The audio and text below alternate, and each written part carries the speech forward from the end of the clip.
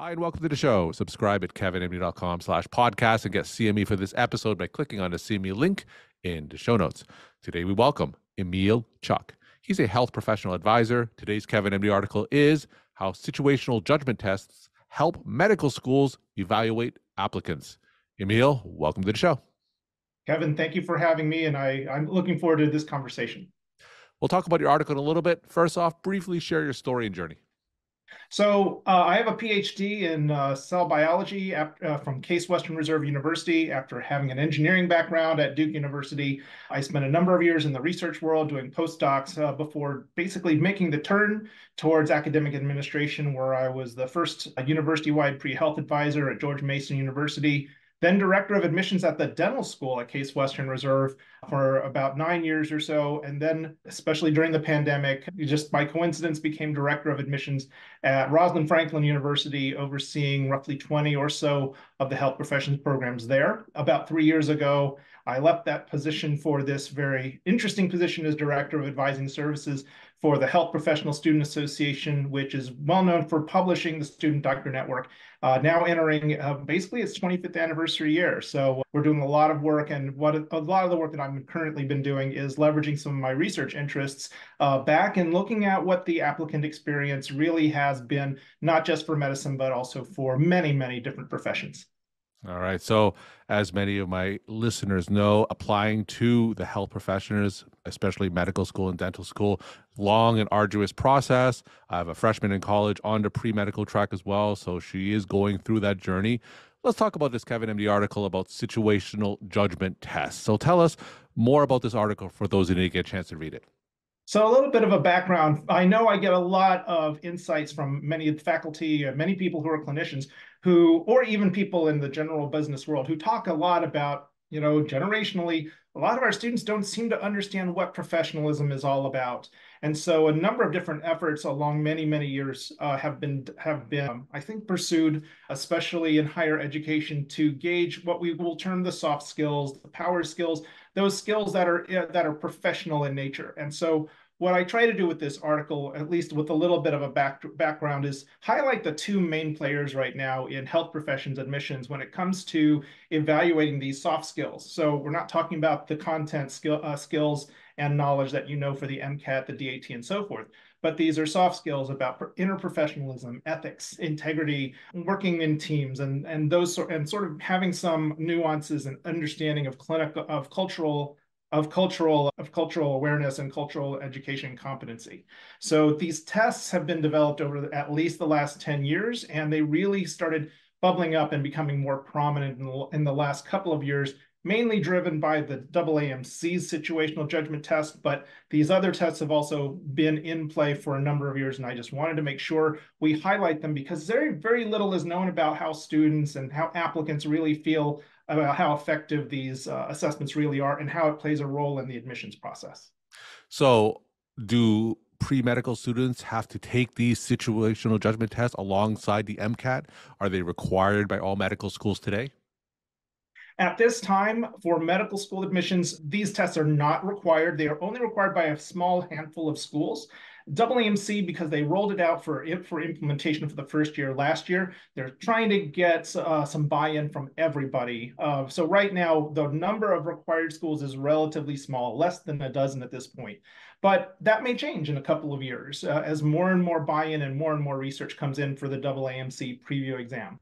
For other medical schools are using the Casper exam. And if you happen to be in Canada, the Casper exam is a required part of your application experience for pretty much most of the medical and dental schools up there. And actually, one of the things that I found was very surprising is that for many other health professions, they're using this Casper situational judgment test. The physician assistant programs, there's like roughly 50 programs are using and asking their applicants to take the Casper exam as part of their admissions screening process. So this is a very underrated story that has been going on for at least a decade. And I just wanted to make sure that with the AAMC now promoting a situational judgment test, that more and more people become more aware of these exams. It's not absolutely required yet, but needless to say, a lot of the emphasis on these professional skills and competencies is making its way, and who knows, we'll see if all the schools will wind up adopting it for AMCAS.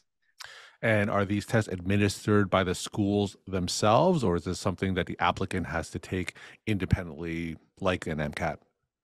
As it currently stands, these situational judgment tests are administered by a third-party vendor. So AAMC has partnered with an outside vendor. You have to take them and schedule them as if you were going to take the MCAT. Casper does the same thing. You have a specific website that you register for an individual test date, and you go and take the test according to that period, that specific date, and that specific time. Right, I'm not going to go into school-specific variations of that type of test yet. That's a topic of another article that I'm certainly working on. But at this particular point, these are meant to basically complement the required exams that you would normally take, such as the MCAT and the DAT. So take us into one of these tests. You mentioned a Casper test. So what is the experience of a typical test taker? What kind of scenarios do they find themselves in? What kind of questions do they get asked? How long is the test? Just give us a sense of what it's like to take this test. So one of the things this article really tries to do, or our report tries to do, is it actually highlights the fact that these two tests are different. They seem to be constructed differently, and thus they reward different things. So the Casper exam, which has been around for a little bit longer, is an open-ended test. You actually have to type in or answer into a webcam your responses to various prompted questions that are given to you. And many of the scenarios that you get are, I would basically describe as general life experiences. So say you have to return an item to a store, but the store has this particular policy about requiring a receipt. How would you react to that type of situation? And those sorts of things do exist. It really depends on the day in terms of what scenarios you get.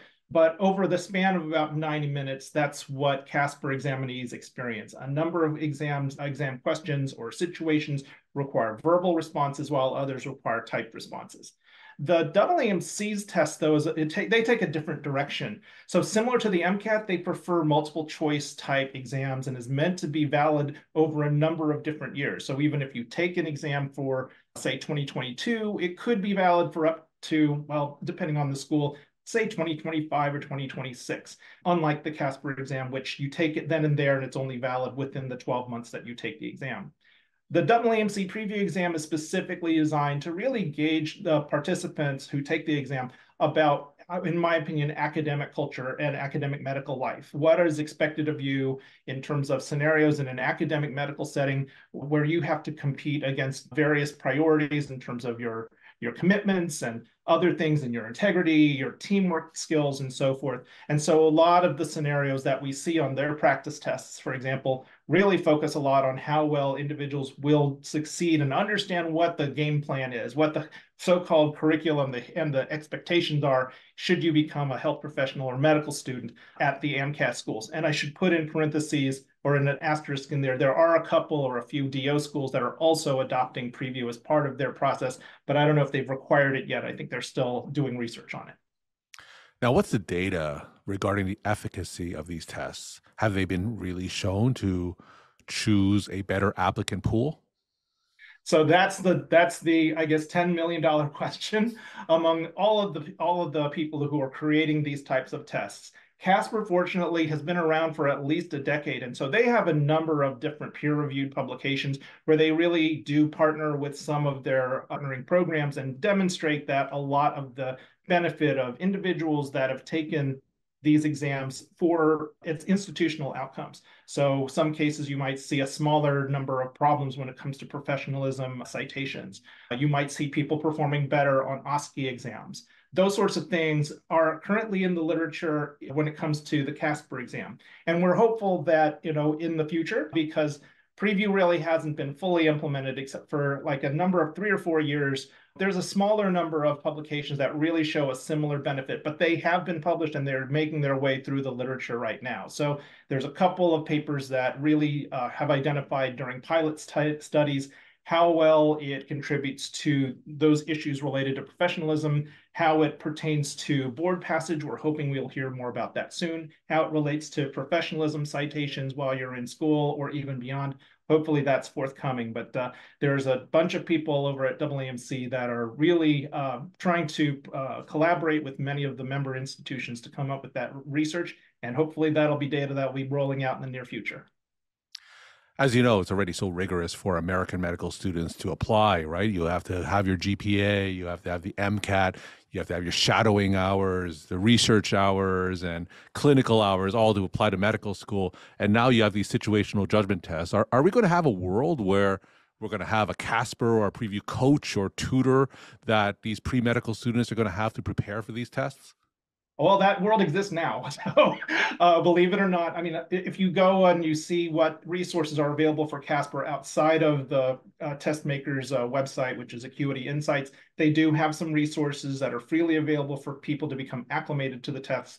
But there are many guides already. Even for us at Student Doctor Network and HIPSA, we've had a number of people who are outside admissions consultants and test taking companies who, they outline what their general strategy is when it comes to answering questions on Casper. So I think that world already currently exists. And I would certainly say for any standardized test, which Preview is designed to be a standardized test, the more that we know about it, I think the more people will figure out, what are the examinees really looking for, or the examiners looking for, and find ways to really properly prepare for those exams as well. But I also am not sure whether that type of coaching is really going to be effective, because it's not really asking for a correct answer per se. In a lot of cases, it is the way you approach the answer. And so how decision-making skills and alternate outcomes are assessed really are the focus of these exams, and not so much a yes or no type answer. So it's a little bit different in terms of coaching compared to, if you had to take the MCAT or the DAT. No, it seems to be like being coached to make decisions so they can do well in these tests. Doesn't it defeat the purpose of situational judgment tests and why they were designed for? I think it is very ironic. I would agree that, why are we testing situational judgment? Because I will agree, many of these skills are early on developed when you were in grade school, and there aren't significant differences depending on your socioeconomic status in terms of really understanding the right way, the wrong way. I mean, that should be independent of that. And so we've known through Casper that those types of scoring differentials that we normally will see on the MCAT based on socioeconomic status are much smaller for the Casper exam, as one example. And I would expect that for Preview, it might also be a little bit smaller, because we're not asking about things that may have a longer tail or have some influence from history in terms of, right or wrong. But one of the things that is important is, I think if we do this way too much, there is always a sense of, we're all just going to check the boxes. We're going to answer to what the people want us to answer. And whether that's an authentic representation of who we are or where we grow up, I think is a little bit more of an interesting question. So you think that it's kind of wrong to be testing this, but I mean, nowadays we have this everywhere. If you wound up applying to Google or Facebook or some of the big tech companies who get thousands of job applications a year, many companies are employing their own version of a situational judgment test to also sort of, create their short list of candidates that they want to pursue further for interviews. So it's not that foreign of a world. It's just foreign for us, most of us in the United States. And situational judgment tests have been part of the admissions process around the world, especially in the UK. And Casper is currently being used. The UCAT is being used in Australia and New Zealand in addition to the UK. So I think we want people who are very strong in decision making, who are very considerate and thoughtful in a professional way, and that they know that's what's going to be expected of them for years and years to come as professionals. So you have the pulse of the pre-medical community, of course, on Student Doctor Network. What is the general reaction to the situational judgment tests among the pre-medical community? Well, obviously, no one wants to have more hoops to jump through. And so I think a lot of the concern about these situational judgment tests, even though we have a lot of information about them, is the fact that very little is known about how these tests are really being used in admissions decisions. Even though there's been over 10 years of experience with Casper, none of the medical schools in Canada really have given any insight on how they use those scores to select candidates for their medical or dental schools. And that lack or mismatch of information really upsets many of the applicants, because they're very skeptical that any of these tests really mean anything, even if you publish all this other work that any of these organizations are going to do. it doesn't boil down to, well, what do I need to do in order to show I'm really prepared for a health professional program, in the same way that we can say a specific range of an MCAT or a GPA or DAT score makes you a stronger candidate for a certain number of schools. That data is still not very forthcoming, and I think that contributes to the sense of skepticism and lack of value for these types of tests among all the people who are applying to schools. And it even frustrates those who are their pre-health advisors. I could tell you that as a person who was involved in admissions, I would know certain information about a person who took Casper. I would know their percentile as an applicant in terms of how well they scored relative to their entire pool. However, the applicants themselves, they only know sort of their range, what band or what quartile they happen to be in. And it's probably just as fair. Do you really need to know you were 76th percentile versus 85th percentile on a situational judgment test? And what does that mean? So I think we have to be absolutely sure we adopt appropriate language that we can allay some of these concerns that people are just going to be cut off or screened out just because they didn't make the top, 25th percentile, 50th percentile of an applicant pool. But what does that really mean in general? What we don't know is what the other health professions programs and how they're using these tests. And one of the things that is very interesting is that very few of us who have been in admissions who use these tests ever talk to our peers to find out, is this really a good practice, a best practice that we could use these tests? And how does it affect the types of students that you wind up getting for your program? So there's a lot that's still out there, and having been one of the unusual people who've been on both sides of understanding that data disparity has been very interesting, and is something that I try to do to address to our pre-health community. Now, for those pre-medical students listening to you here, what kind of advice do you have for them regarding a situational judgment test in terms of the resources that they should spend preparing for this test? Is this something they really need to worry about? Should they hire coaches and tutors to this test? Like, how much time should they spend preparing for a situational judgment test in relation to everything else that they have to do to apply to medical school? So I think as originally designed, these SJTs are similar to how the SJT is used for the UCAT, the UK version of their MCAT. Situational judgment is like the last section. It's very, very brief, and it's something that you take it sort of like at the end of your entire testing experience. And I want to encourage our students to sort of similarly think that way. Until there is something very, very vastly different, nothing was going to upset the main pillars of your application, being your academic performance and what that history looks like in terms of your MCAT score.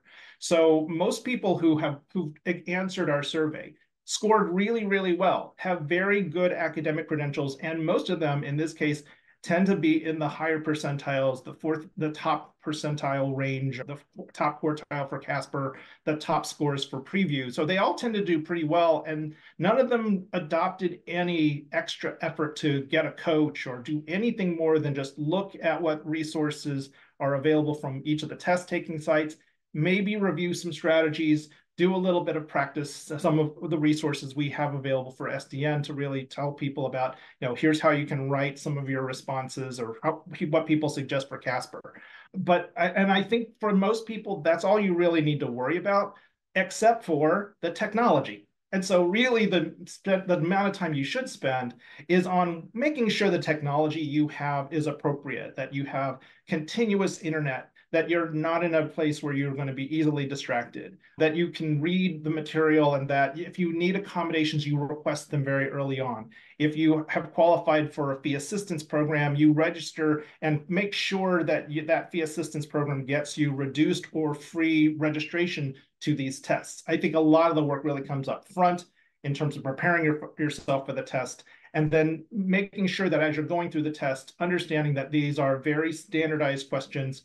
Don't read too heavily into nuances or anything else like that, but answer forthcomingly relative to who you're trying to answer to and who the assessors are. I think if you do that, generally most people are going to do pretty well in these exams. Is there any anecdotal stories where a applicant had impeccable academic credentials and not get into medical school because of a situational judgment test? I know that the whole process is kind of opaque, but any anecdotal stories that you heard from Student Doctor Network? Well, I don't think I've heard any stories, whether through Student Doctor Network or from my peers in the academic pre-health advising or admissions communities, tell me anything that someone has, has that scenario or situation. Most admissions processes are embracing a process where we're looking at holistic review. So, even if someone has a very low or relatively low, SJT score, does that necessarily mean they're out of the running for getting into a health professions program? It's hard to say, and it's hard to really narrow down those types of stories. And until we have data that says the contrary, it's hard to basically say, oh, just because you got a low Casper score or a low PREview score, you're out. The data that we have from our report suggests that at this point, a lot of schools have a lot of tolerance. And there are many people who got interviews in spite of having low SJT scores. And so I think that is a little bit more of a better connection in terms of whether these SJTs are really making an effect to the admissions process at that time point. Other people and other admissions people talk about using SJTs more as a so-called plus factor, an additional sort of benefit if we're going to do tiebreakers or whatever else. That's what many other people are saying that they're going to do. And so that type of systematic data to sort of demonstrate that is much harder to deduce unless the schools and all the programs themselves really start making an effort to show their work and really say, here's the range of individual, just like we have the range of GPAs, the range of MCAT scores, here's the range and maybe even the relative proportion of people who scored on Casper, who scored on PREview, and do our very best to say this is the range. This is not meaning that this is the average that you've got to hit or do better than, or anything else that we normally associate language-wise when we look at these same charts for DAT, MCAT, and GPA. So I'm going to ask you to look into your crystal ball now. Where do you see situational judgment tests heading in the future? Do you anticipate a model similar to Canada where the majority of medical schools are going to require this test? What do you see based on your experience? Well, so one thing that gives me a little bit of an indication of where SJTs are going is seeing how a similar situation came about for residencies. And actually, there are many residency programs that are using Casper as an SJT as part of the residency selection process. And that's something that is still very much underreported. And I would love to have people collaborate with me, especially some organizations, program directors, whatever, associations of them, to try to figure that piece out to allay the fears of the student deans that are trying to advise their students, who have to take Casper, such as the urology match and so forth. So is there something going on with that? But I think in the future, I think it's just really hard to get the buy-in from so many different medical schools.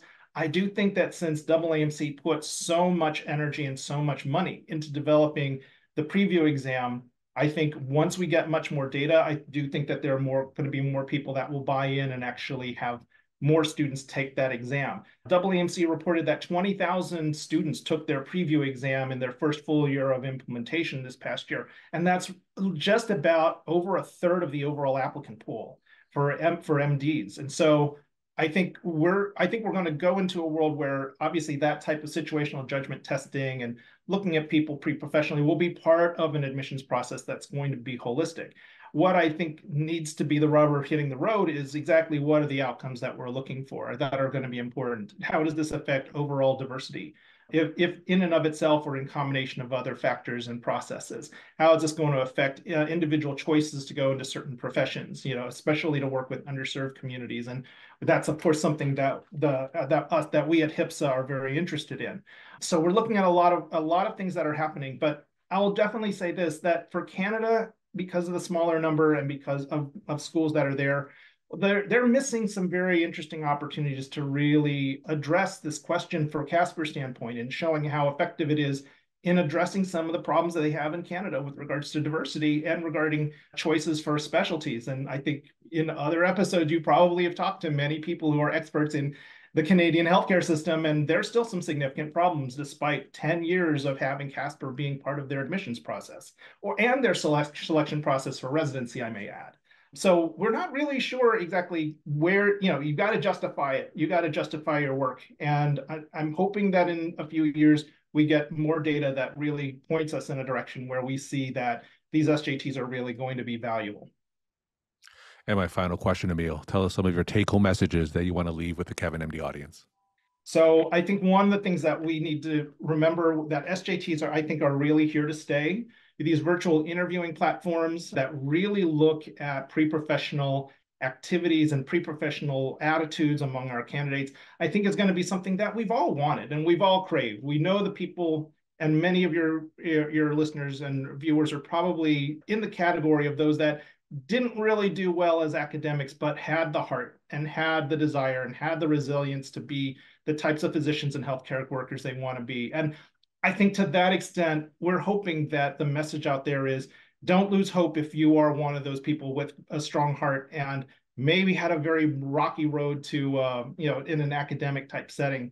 We're hoping that this is going to be part of an overall assessment of individual applicants that you are part of our healthcare system and we want you there too. So I think if as much as we possibly can, keep your eyes on the ball, but understand the intentions of what these tests may actually mean in terms of shaping a much more humanistically based healthcare system. Emil, very interesting. Thank you so much for sharing your perspective and insight. Thanks again for coming on the show. Thank you, Kevin. I appreciate it.